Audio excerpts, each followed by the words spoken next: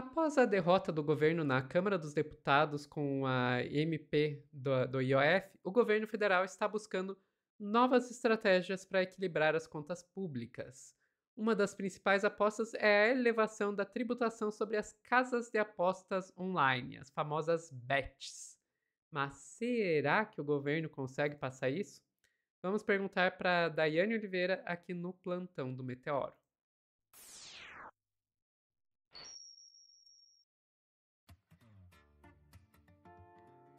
Dai, vamos lá. Não deixaram, a Câmara tirou de pauta a MP lá da taxação BBB e o governo agora está procurando uma forma de acertar as contas. A ideia é, então, taxar as bets? Exatamente, Sofia. E eu não achei ruim, tá? Existe a importância da taxação dos BBBs. E a gente precisa falar que não é só bet que precisa ser taxada. A gente também tem que ter uma taxação para bancos e uma taxação para bilionários.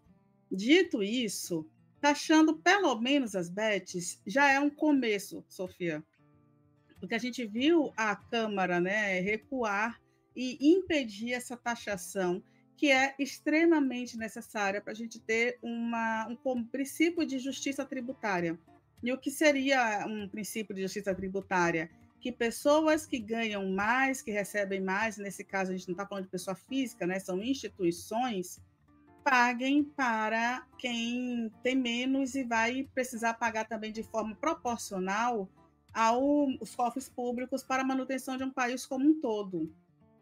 E é isso, a gente tem que ter uma responsabilidade dos bancos, dos bilionários, de gente que esse valor que vai ser investido para o funcionamento do Brasil é o troco, é um valor de uma bolsa, muitas vezes. Então, é necessário que a gente tenha uma contrapartida para que quem ganha até R$ 5.000 não pague imposto de renda e quem ganha até 7.300, se eu não me engano, tenha uma redução também do valor que é pago. É só isso, Sofia. A gente está falando de justiça tributária, uma justiça social, a gente está falando de um cuidado com toda uma população. Eu vou te pedir para trazer a primeira matéria, por gentileza, que é uma matéria que é da CNN. O Lula não gostou dessa MP não ter sido aprovada, a MP do IOF, que ajudaria justamente a aumentar, aí, como o título fala, a inclusão social, porque daria essa equidade ali, quem ganha mais, quem ganha menos paga menos, ou não paga, no caso de quem ganha até R$ 5.000. Por favor. Lula falou aí de bets, né? O líder do PT na Câmara, o deputado Lindbergh Farias, apresentou um projeto de lei que aumenta a taxação das bets de 12% para 24%. Essa medida pode ser uma alternativa de arrecadação depois da derrubada da medida provisória do IOF. Quem vem contar os detalhes para a gente é a Carol Rosito. Carol, proposta, o Congresso, a Câmara, tá cheio, né? Alguma perspectiva no horizonte de que isso, de fato, possa ter algum encaminhamento? Boa tarde para você. Oi, Débora. Boa tarde mais uma vez para você também. Boa tarde a todos. Pois é, muito provavelmente vai ser mais um tema que vai entrar para a fila, né, da pendência aí agora do presidente da Câmara, Hugo Mota. E esse foi o primeiro passo dado pelo governo depois da derrota, da derrubada ali da medida provisória. E é uma forma de compensar agora a perda na arrecadação, já olhando para 2026. Então, ontem, o líder do PT, Lindbergh Farias, protocolou oficialmente esse projeto de lei que na prática prevê um aumento na alíquota ali na alíquota das bets, né, passando de 12% para 24%. Então a ideia é dobrar essa alíquota, inclusive, e o texto, de acordo com a bancada do PT, que foi a autora ali dessa medida, prevê que parte dessa arrecadação teria que ser destinada para a Seguridade Social, então para a área da saúde. O texto não fala sobre expectativa de arrecadação. A gente sabe que com a derrubada da medida provisória, ficou um rombo aí, um buraco fiscal muito grande para o governo resolver. Isso não seria suficiente somente esse projeto das bets, mas foi o primeiro caminho dado aí pela equipe econômica do ministro Fernando Haddad. Qual vai ser a estratégia dos governistas aqui dentro da Câmara para tentar convencer o Gumota de pautar esse assunto? Chamar a atenção da opinião pública, né, sobre a questão de um tema ser polêmico, mas que envolve ali a questão do vício do jogo. Então, é um problema de saúde pública, é um problema de economia familiar. Vai ser nesse sentido que o líder vai tentar levar o tema para outras bancadas também, para convencer o Gumota de que é um tema urgente. Ele traz ali na justificativa do seu texto que cerca de 2 milhões de pessoas sofrem do vício do jogo, né? Das questões das apostas online, das apostas que são as chamadas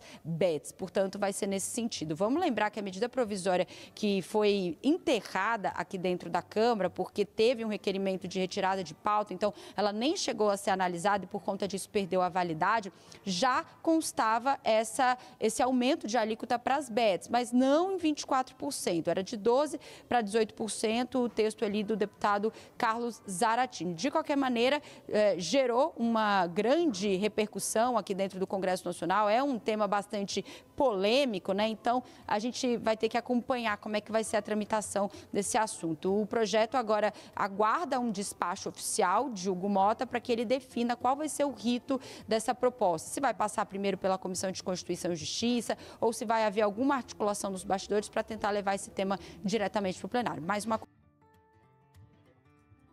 É isso, Sofia. A gente tem, infelizmente, até senadores ligados a donos de bets, tá?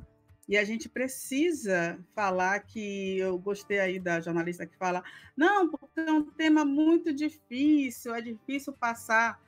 Não tem por que ser difícil passar. Eu ia falar exatamente o que a Maria Soares comenta aqui, porque as bets no Brasil é um caso de saúde pública. Ponto. A gente precisa tratar bets como saúde pública. A gente já tem uma taxação de 12%, que aumentaria para 18%, mas não tem problema em dobrar para 24%. E por que eu estou falando isso? Porque a gente está falando em bilhões escoados para as bets, Sofia. Então, e a gente está falando de uma atividade que é uma atividade de jogo, é uma atividade de entretenimento, mas uma atividade que, de acordo com Lindenberg, é essa justificativa do governo, ela é nociva para boa parte da população, inclusive por isso que a indicação é de que uma parte desse valor das bets, né, que seria arrecadado com as bets, seja destinado para o próprio SUS. E aí o texto fala assim, né? Além disso, né, o parlamentar aponta que existe um número de mais de 2 milhões de viciados em jogos, que é citado aí pelo deputado, e esse número precisa ser olhado, ser visto com cuidado, com cautela. A gente, infelizmente, não fala ainda sobre uma epidemia ou sobre o cuidado que a gente precisa ter com o crescente número de pessoas viciadas em bets. A gente chegou a fazer aqui no Meteoro várias matérias sobre isso, falando inclusive de uma mãe que a filha, né, denunciando que a mãe ela chegou a gastar mais de 200 mil com bets, e muitos casos aí de pessoas que alugaram casa, venderam casa, que ficaram sem vender o carro, ficaram sem renda, porque lançaram tudo isso nesses joguinhos aí, que oferece, de certa forma, uma facilidade, uma sedução muito grande. É um dinheiro rápido, um dinheiro simples, com muitos benefícios. A gente tem a Confederação Nacional do Comércio, ela estima que em 2024 o setor varejista perdeu 109 bilhões devido às apostas.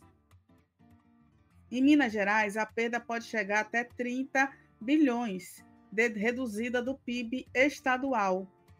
Isso foi reduzido para 18 bilhões, segundo a entidade. E a gente está falando sobre vários setores que são afetados, porque o dinheiro, ao invés de estar girando no comércio, girando em outras atividades, ele está girando dentro das bets.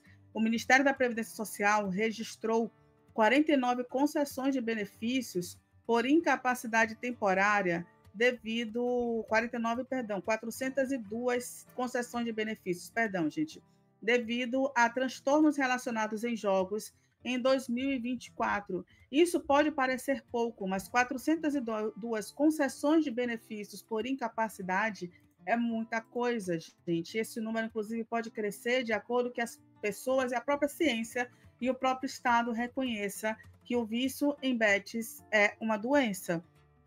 E aí, Sofia, eu vou te pedir só para trazer uma outra matéria do UOL, que fala um pouquinho sobre a reação do presidente Lula pela derrubada da MP e por que é tão importante, por que teve articulação tão grande para a gente trazer aí uma nova solução, por favor.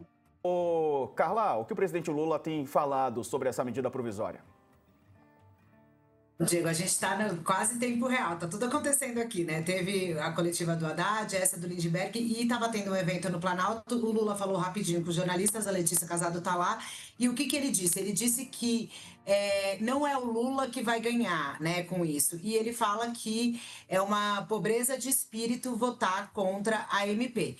Então, assim, pegando o gancho do que a Dani falou e que a gente está mostrando aqui também, é isso, é 2026 que está nesse tabuleiro, é uma medida importante que o governo contava, né, vinha contando, porque era uma medida provisória que estava em vigor, para ter um reforço de caixa, conseguir conciliar o seu discurso de responsabilidade fiscal.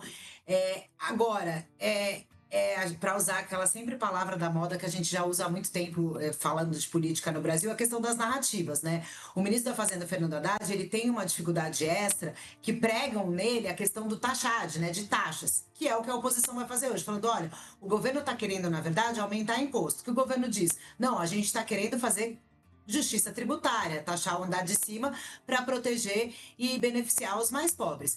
É esse o discurso, e o presidente Lula entrou, e eu estava conversando com o auxiliar do presidente Lula, falando assim, o Lula não vai abandonar essa discussão, ele vai continuar, mesmo que ele sofra essa derrota hoje, a gente vai continuar com esse discurso, porque também é um discurso de palanque. E como o Saka colocou... É isso, Sophie. Aí a jornalista vai trazer que é um discurso para 2026, que é um discurso de eleição.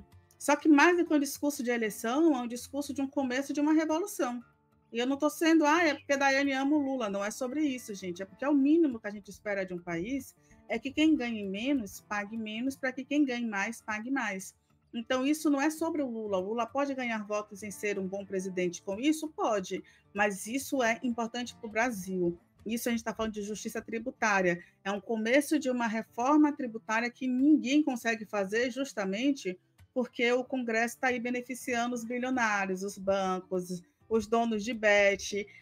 E aí eu vou lembrar, né, Sofia, a gente tem no Brasil, infelizmente, bilionários e donos de bet, cantor sertanejo e ministro do STF, que viajam juntos, né, que celebram aniversário na Grécia, como aconteceu com o Nunes Marques, uma galera ali envolvida com bets, donos de bets, que estavam, inclusive, foragidos, né, na época, e o Gustavo Lima festejando aniversário na Grécia. Infelizmente, a gente tem casos em que essa galera se protege, e é por isso que o governo vai precisar, sim, talvez até do povo nas ruas novamente, para mostrar que é importante equilibrar essa balança fiscal, Sofia.